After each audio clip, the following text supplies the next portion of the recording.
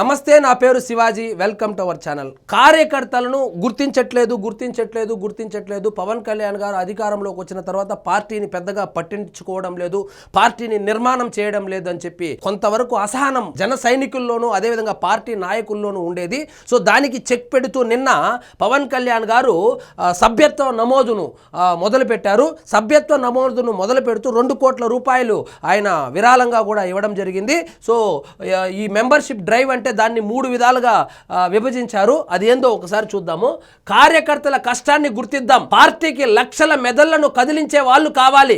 Janasena party భావజాలం చాలా బలమైంది. So పార్టీకి లక్షల మెదళ్లను కదిలించేటువంటి వాళ్ళు కావాలి. అంతేగాని ఎమ్మెల్యే అయిపోగానే ఏందో వీళ్ళు సంపద సృష్టిస్తూ ఉన్నట్లు కనీసం ఇంకా వాళ్ళ పనులు వాళ్ళు చేసుకుంటూ ఉండేవాళ్ళు కాదు.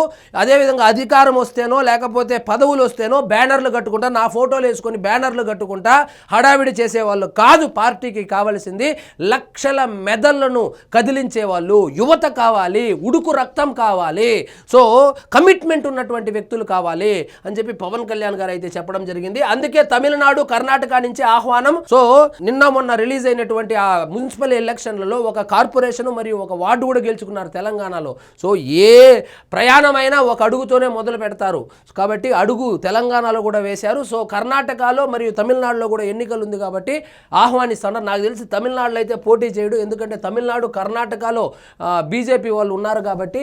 అదేవిధంగా తెలంగాణలో ఎందుకు పోటీ చేశాడంటే ఇక్కడే పార్టీ పెట్టాడు, అదేవిధంగా ఆయన ఎక్కువగా ఇక్కడ ఉంటాడు కాబట్టి, వాళ్ళ ఇల్లు కూడా ఇక్కడ ఉంది కాబట్టి మీరు ఏమనుకున్నాను, మీరు నిజమనుకున్నా లేకపోతే అపోహ అనుకున్నా కూడా ఆయనకు తెలంగాణలోనే ఎక్కువ మంది అభిమానులు ఉన్నారు ఆంధ్ర కంటే. కానీ ఇది జీర్ణించుకోలేని నిజము, కానీ ఎవరు ఒప్పుకోరు, కానీ అదే సత్యము. సో ఆయన ప్రచారానికే రాలేదు, కేవలం వాళ్ళకు వాళ్ళే నామినేషన్లు వేసుకున్నారు, వాళ్ళకు వాళ్ళే ప్రచారం చేసుకున్నారు, వాళ్ళ సాయశక్తులా పోరాడారు. ఒక వైపు కాంగ్రెస్ పార్టీ అధికారంలో ఉంది, బీజేపీ సెంట్రల్లో అధికారంలో ఉంది, మరోవైపు చూస్తే ఒకటి ఉద్యమ పార్టీ, 10 సంవత్సరాలు అధికారంలో ఉన్నటువంటి పార్టీ.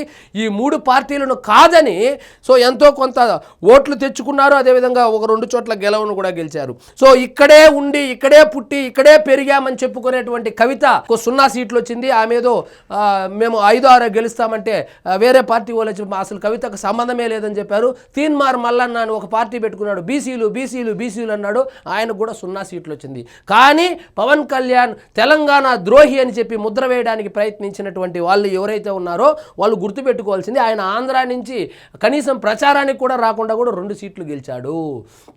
సో చాలా చోట్ల 2వ స్థానాన్ని 3వ స్థానాన్ని కూడా కైవసం చేసుకున్నారు. ఒకవేళ కనుక బీజేపీతో పొత్తుతో కనుక వెళ్ళి ఉంటే వాళ్ళు కూడా చెప్పుకోదగ్గ నెంబర్ అయితే వచ్చేది. మరి చూద్దాం హైదరాబాద్లో ఏం జరగబోతుందో. సో మొత్తానికి యువశక్తి అనే ఇంధనం మీదే పార్టీ నడుస్తూ ఉంది. సో యువకులు కావాలి, సో లక్షల మెదళ్లను కదిలించేటువంటి శక్తి కావాలి. సో అదేవిధంగా 26వ తారీఖు నుంచి ఈ మెంబర్షిప్ డ్రైవ్ అయితే చేయబోతున్నాము. దానికి సంబంధించి 2 కోట్ల రూపాయలు కూడా ఆయన ఇవ్వడం జరిగింది. పార్టీలో నాయకుడిగా ఎదగాలనుకునేవారు క్షేత్రస్థాయిలో పనిచేసే కార్యకర్తల కష్టాన్ని గుర్తించాలి. పార్టీ ఉన్నతి కోసం ఉద్యమి, సాధక్, ప్రదాతగా మారి పనిచేయాలి. అప్పుడే వాళ్ళు సంపూర్ణ నాయకులుగా ఎదుగుతారు. సో మొత్తానికి ఇది కొంచెము రైట్ వింగ్ కు సంబంధించినటువంటి ఓట్స్. అది ఉద్యమి, సాధక్, ప్రదాత అంటే రైట్ వింగ్ అంటే ముఖ్యంగా బీజేపీ వాళ్ళు సంచారక్ అని, ప్రచారక్ అని ఇలాంటి ఓట్స్ వాడుతూ ఉంటారు. అదేవిధంగా ఈయన కూడా ఉద్యమి, సాధకు, ప్రదాత అనేసి 3 పేర్లు పెట్టారు. సో ఉద్యమి అంటే ఎవరంటే ఈ జస్ట్ మెంబర్షిప్ తీసుకొని వాళ్ళ భావాజాలం కలిగి ఉండేవాళ్ళు, సాధక్ అంటే దాన్ని ప్రచారం చేసేవాళ్ళు, ప్రదాత అంటే సో పార్టీకి డొనేషన్ ఇవ్వడం కానీ లేదా పని చేయడం కానీ, ఇప్పుడు వీడియో చేయడం కూడా ప్రదాత కిందకే వస్తుంది. ఎందుకంటే పవన్ కళ్యాణ్ గారి ఐడియాలజీని, జనసేన పార్టీ సిద్ధాంతాలను జనాల్లోకి తీసుకొని పోయేవాడు కూడా ప్రదాతే అవుతాడు అని డిప్యూటీ సీఎం జనసేన అధినేత పవన్ కళ్యాణ్ స్పష్టం చేశారు. మహాశివరాత్రి సందర్భంగా ఆదివారం ఉదయం మంగళగిరిలోని పార్టీ కేంద్ర కార్యాలయంలో జనసేన పార్టీ క్రియాశీలక సభ్యత్వ నమోదు కార్యక్రమాన్ని ఆయన ప్రారంభించారు. పార్టీ తొలి సభ్యత్వం తీసుకున్న ఆయన కార్యకర్తల బీమా కోసం 2 కోట్ల రూపాయలు ఇవ్వడం జరిగింది. సో ఇక్కడ ఏంటంటే ఎవరైనా ప్రమాదవశాత్తు ఈ మెంబర్షిప్ తీసుకున్న వాళ్ళు ప్రమాదవశాత్తు కనుక మరణిస్తే వాళ్ళ కుటుంబ సభ్యులకు 5 లక్షలు ఇస్తారనేటువంటి విషయం మనకు తెలిసిందే. దానికి సంబంధించి చాలా వీడియోల్లో కూడా చర్చించుకున్నాము. ఎన్నో కోట్ల రూపాయలు ఇచ్చారు ఇప్పటి వరకు జన సైనికులు ఎవరైనా కనుక ప్రమాదవశాత్తు మరణిస్తే.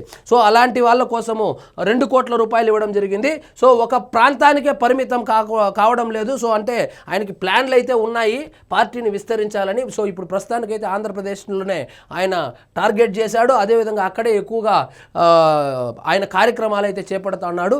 ఫ్యూచర్లో పార్టీని విస్తరించేటువంటి ఆలోచన కూడా ఉంది అనేటువంటి స్పష్టమైనటువంటి ఆదేశాలను అయితే ఇవ్వడం జరిగింది అక్కడ వచ్చిన వాళ్ళకి. అదేవిధంగా స్పష్టమైన సంకేతాలు కూడా పంపించడం జరిగింది.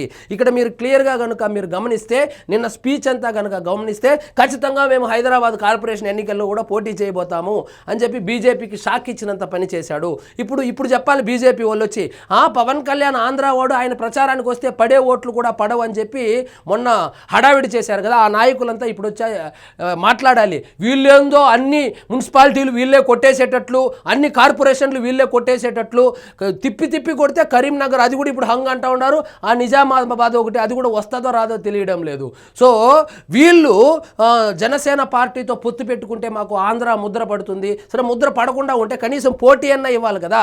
ఈ రీసెంట్గా జరిగినటువంటి జూబ్లీ హిల్స్ ఎన్నికలు కావచ్చు, నిన్న మొన్న జరిగినటువంటి మున్సిపల్ కార్పొరేషన్ ఎన్నికల్లో కావచ్చు, బీజేపీ చెప్పుకోదగినంత ఆశించినంతగా అయితే కనుక ఫలితాలు రాబట్టలేదు. అసలు కృషే చేయలేదు అనుకోండి, అది వేరే విషయము. సో అది వాళ్ళ ఇష్టము. సో మొత్తానికి పవన్ కళ్యాణ్ గారు అయితే కనుక చాలా కీలకమైనటువంటి వ్యాఖ్యలు చేశారు. పార్టీని విస్తరించబోతున్నారు, పార్టీ నిర్మాణం మీద దృష్టి పెట్టబోతున్నారు.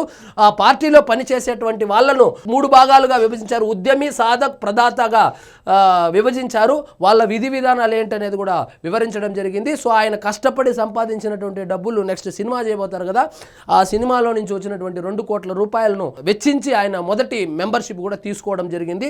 మామూలుగా అయితే 1 కోటి రూపాయలు ఇచ్చేవాడు, ఈసారి 2 కోట్లు ఇచ్చాడు. ఎందుకని అడిగితే, ఇప్పుడు సినిమాలు బాగానే సంపాదిస్తున్నాను కాబట్టి ఇస్తాను అని కుటుంబ పెద్దగా నేను ఇవ్వడం నా బాధ్యత అని కూడా ఆయన అయితే గుర్తు చేసుకున్నారు. సో ఇదండి ఈరోజు మన టాపిక్. మీకు ఈ వీడియో నచ్చినట్లయితే లైక్ చేయండి, షేర్ చేయండి, ఛానల్ మాత్రం సబ్స్క్రైబ్ చేసుకోవడం మర్చిపోవద్దు.